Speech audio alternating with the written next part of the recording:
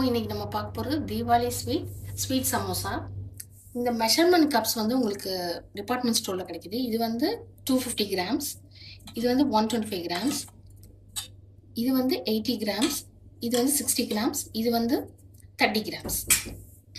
இந்த சமோசா மேக்கரும் நமக்கு கிடைக்குது டிபார்ட்மெண்ட் ஸ்டோரில். இந்த மாதிரி இப்படி பண்ணோன்னா இது வந்து ஷேப் நமக்கு நல்லா கிடைக்கும், ஈஸியாகவும் இருக்கும் பண்ணுறதுக்கு.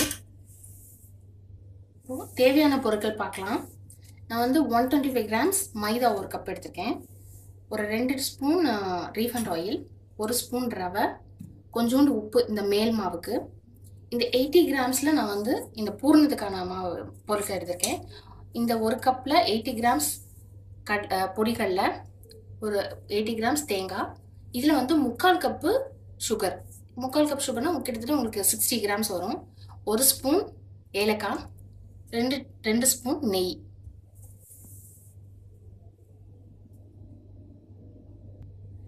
மாவு பிசைறது அப்படின்னு பார்க்கலாம். ஃபஸ்ட்டு மாவு பிசைஞ்சு வச்சுட்டு அதுக்கப்புறமா நம்ம பூர்ணத்தை ரெடி பண்ணலாம். மைதா ஒரு கப் நம்ம எடுத்து வச்சது, கொஞ்சோண்டு உப்பு, 1 ஸ்பூன் ரவை வேணா போட்டுக்கலாம், நீங்கள் ஆப்ஷனல், வேணான்னா அவாய்ட் பண்ணிக்கலாம். கொஞ்சோண்டு எண்ணெய் விட்டுக்கலாம். அதில் மிச்ச எண்ணெயை கடைசியில் மாவு பிசைஞ்சு வச்சுட்டு மேலே அதில் தடவி வச்சுக்கலாம். இது நல்லா மூணையும் மிக்ஸ் பண்ணிவிட்டு கொஞ்சம் கொஞ்சமாக தண்ணி விடலாம். இது தண்ணி ரொம்ப இழுக்காது, கொஞ்சம் கெட்டியாக தான் பிசையணும். ரொம்ப தண்ணியாக பிசைஞ்சிங்கன்னா உங்களுக்கு வந்து சாஃப்ட் ஆயிரும், அது கிறிஸ்பியாக கிடைக்காது. நம்ம இந்த மாவு பிசைஞ்சிட்டு பார்க்கலாம். மாவு நல்லா பிசைஞ்சாச்சு.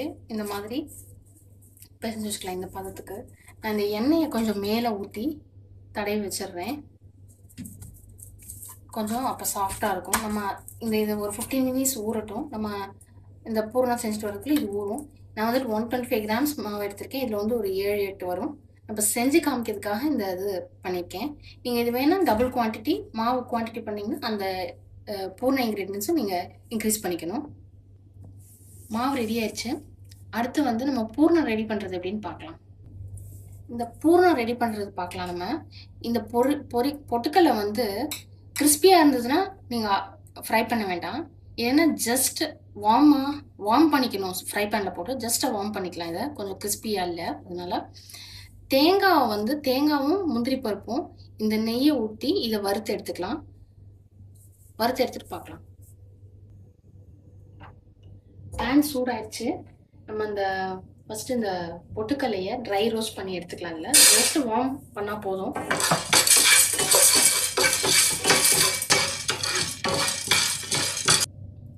பொட்டுக்கல்லை நல்லா வார்மாக ஃப்ரை பண்ணி எடுத்து வச்சிட்டேன். அடுத்து இந்த நம்ம நெய் விட்டுக்கலாம். அதில் நெய் விட்டுட்டு முந்திரி பருப்பை வறுத்து எடுத்துக்கலாம்.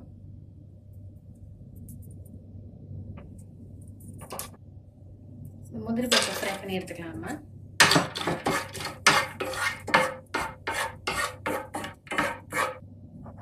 முந்திரி பருப்பு நல்லா கோல்டன் ப்ரௌனில் ஃப்ரை பண்ணி எடுத்து வச்சுருக்கேன்.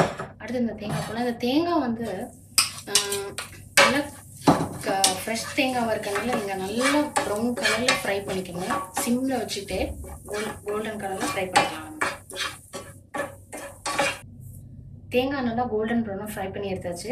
இந்த தேங்காய் வந்து இந்த அளவுக்கு கோல்டன் ஃப்ரை பண்ணால் தான் நீங்கள் வந்து அந்த சமோசா வந்து அது தேங்காய் பச்சை தேங்காய் இருக்கிறதுனால உள்ளே நமக்கு வைக்கிறதுக்கு ஈஸியாக இருக்கும், இல்லைன்னா கெட்டு போயிடும். இந்த அளவுக்கு ஃப்ரை பண்ணி எடுத்து வச்சுக்கலாம். நம்ம எடுத்து வச்சிருந்த முந்திரியும் தேங்காயும் நல்லா கோல்டன் கலரில் ஃப்ரை பண்ணி வச்சாச்சு. இப்போ வந்து இந்த பொட்டுக்கடலையை வந்து ரவை பாத்திரத்துக்கு பொடிச்சு வச்சுக்கணும் தனியாக. சுகரை வந்து நல்லா நைஸ் பவுடர் பண்ணிக்கலாம். பவுடர் பண்ணிட்டு பார்க்கலாம். ஃபஸ்ட்டு இந்த பொட்டுக்கடலையை எடுத்து நான் போட்டு பொடிக்கிறேன். ரவை பாத்திரத்துக்கு பொடிச்சிக்கலாம். பொரிக்கலை அரைச்சாச்சு நைஸ் ரவை பதத்துக்கு. அடுத்து வந்து இந்த சுகரை வந்து நைஸ் ஃபைன் பவுடராக பண்ணிக்கலாம்.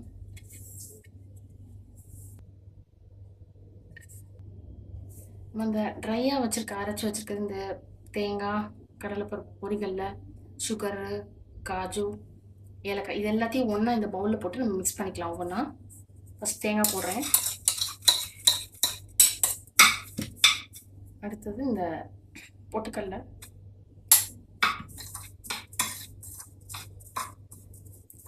சுகர்,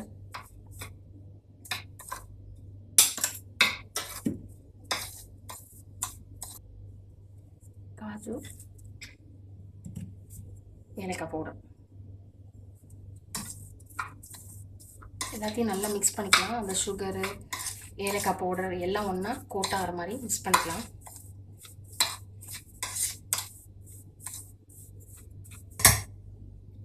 பூரணத்துக்கு மாவு ரெடி ஆயிடுச்சு. நம்ம பூரணம் பொடி பண்ணி வச்சுருந்த அந்த பொடியெல்லாம் கலந்து ரெடி ஆயிடுச்சு. அடுத்து வந்து நம்ம மாவை பூரி மாதிரி போட்டு இது உள்ளே வைக்கிறது பார்க்கலாம். பூரி மாவு நல்லா மேல் மாவு பூரி மாவு நல்லா ஊறிடுச்சு. இது நம்ம சின்ன சின்ன உருண்டையாக எடுத்துட்டு இந்த ஸ்டஃபிங் பூரணத்தை உள்ளே வச்சுட்டு இந்த மோல்டில் வச்சுட்டு பார்க்கலாம் எப்படி பண்ணுறதுன்னு. நான் டஸ்டிங் கொஞ்சம் மாவு எடுத்திருக்கேன். இதை தொட்டுட்டு நம்ம தேய்க்கலாம். இதை நம்ம பூரி தேய்ச்சிட்டு இந்த பூர்ண ஸ்டஃபிங் உள்ளே வைக்கலாம். ஒரு ஸ்பூன் வைக்கிறேன். கொஞ்சம் சுற்றி கேப் இருக்கட்டும். அப்போ தான் உங்களுக்கு வந்து வெந்து புஷ்ஷுன்னு வரும்.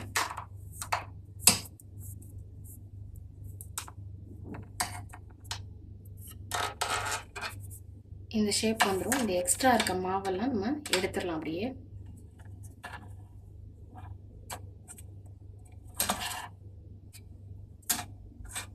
இந்த மாதிரி உங்களுக்கு வரும்.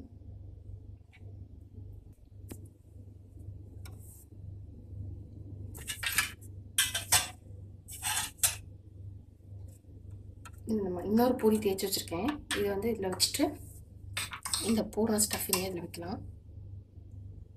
ஒரு ஸ்பூன் வச்சா போதும். ஏன்னா அது வந்து சைடில் இடம் வேணும் உங்களுக்கு. நல்லா க்ளோஸ் பண்ணிவிட்டு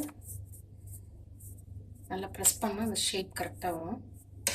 எக்ஸ்ட்ரா இருக்க அந்த மாவை எடுத்துடலாம். நம்ம கொஞ்சம் மைதா அப்படியே இழுக்கும். எக்ஸ்ட்ரா இருக்க மாவை அப்படி கட் பண்ணி எடுத்துட்டோம்னா அந்த ஷேப் நமக்கு வந்துடும்.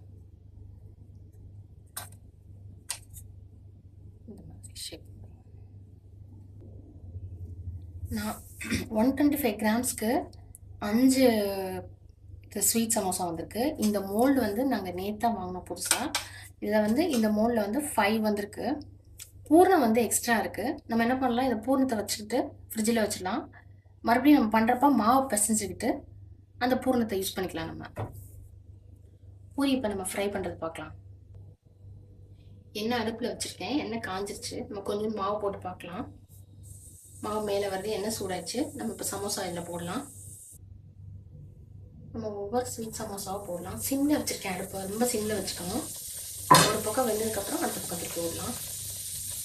அடுத்த பக்கம் திருப்பி விடுறேன். நல்லா உப்பி வந்திருக்கு பாருங்கள் ஸ்வீட் சமோசா. இந்த பக்கம் திருப்பி விட்ட பக்கம் நல்லா வேகட்டும்.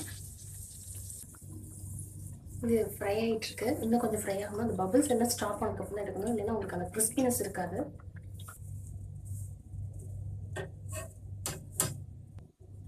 இது நல்லா ஸ்வீட் சமோசா நல்லா ரெடி ஆயிடுச்சு. மிச்சம் இருக்கிற ஸ்வீட் பூரிஸும் போட்டு பார்க்கலாம். Deepavali special sweet samosa ready ஆயிடுச்சு. இந்த வீடியோ உங்களுக்கு பிடிச்சிருந்தா லைக் பண்ணுங்கள், ஷேர் பண்ணுங்கள், சப்ஸ்கிரைப் பண்ணுங்கள். நன்றி, வணக்கம்.